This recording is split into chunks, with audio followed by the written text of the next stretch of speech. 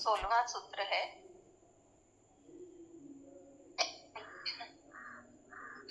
अहो दुख का मूल द्वैत है। अहो दुख का मूल द्वैत है, उसकी औषधि अन्य कोई नहीं। यह सब दृश्य मिथ्या है, मैं एक शुद्ध चैतन्य रस हूँ। राजा जनक को आत्मज्ञान होने पर अद्वैत की अनुभूति हो गई। द्वैत मिट गया, सारी भिन्नताएं समाप्त होकर एकत्व का बोध हो गया। मैं और मेरा का यह भाव छूट गया। इस अनुभूति के बाद वे कहते हैं कि संसार में दुखों का कारण द्वैत ही है। द्वैत का कारण है अहंकार, जिसमें व्यक्ति अपने को अन्य प्राणियों से एवं परमात्मा से भिन्न समझता है। इस भिन्नता से ही उसे लोभ, लालच, ईर्ष्या, द्वेष, घृणा, संघर्ष, हिंसा, अपना पराया, संग्रह वृत्ति, सुरक्षा आदि अनेक बीमारियां होती हैं। इनका इलाज भी कुछ नहीं है।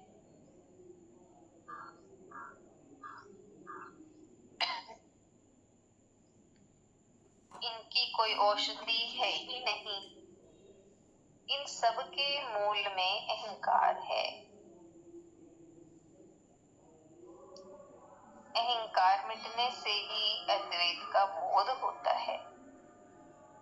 किंतु लोग अहंकार को तो मजबूत किए जाते हैं और बाकी बीमारियों का इलाज ढूंढते हैं। अहंकार को तो मजबूत किए जाते हैं और बाकी बीमारियों का इलाज ढूंढते हैं।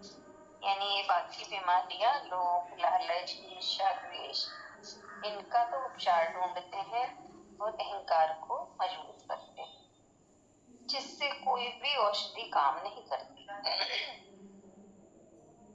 मनुष्य अपने को अस्तित्व से अलग मानता है। वह चीजों को खंड खंड में देखता है। वह समझता है मैं अकेला हूँ, दुनिया मुझसे भिन्न है।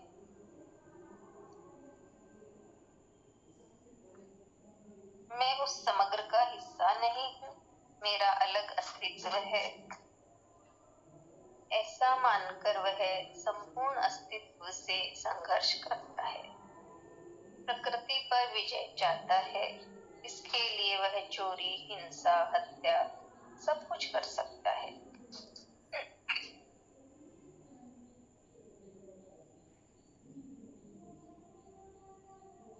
यह सब अपना अलग अस्तित्व मानने के कारण होता है। यही द्वैत है। इसी से होता है दुख। किंतु यह द्वैत मिथ्या है, इसे वह जानना नहीं चाहता। ऐसा जानने से उसका अहंकार मिट जाएगा, उसका होना मिट जाएगा, जिसे वह मिटाना नहीं चाहता। किंतु इस राज का उसे पता नहीं है कि मिटता कुछ नहीं है। अहंकार जो क्षुद्र है, उसके मिटने पर उसका उस परम अस्तित्व से संबंध हो जाएगा। लहर मिटकर सागर हो जाएगी,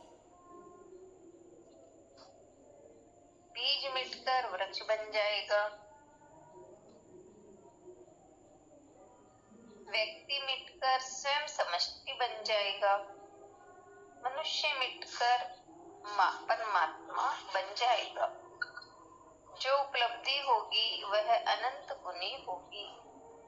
इसका ज्ञान न होने से वह क्षुद्र को पकड़े हुए है। जिस क्षण मनुष्य जान लेता है कि मैं उस अखंड का हिस्सा हूँ, मैं इस अस्तित्व से भिन्न नहीं हूँ, उस दिन उसे समग्रता का बोध हो जाएगा।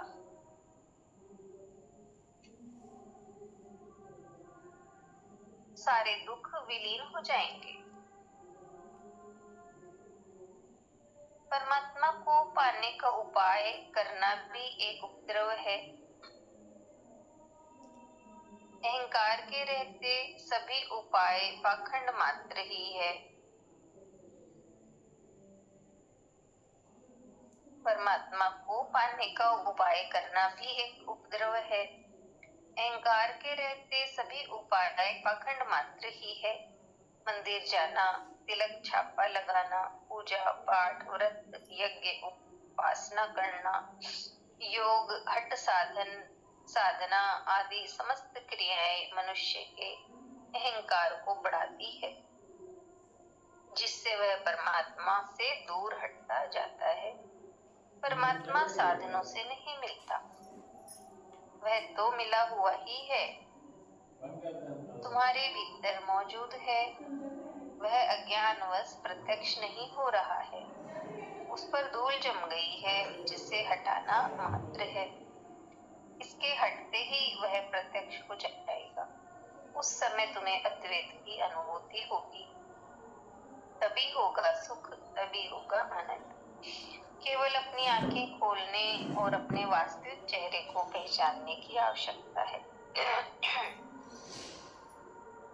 इसमें गुरु का महत्व इतना ही महत्व है कि वह भ्रांति तोड़कर सत्य का दर्शन करा देता है। जनक को इस समग्र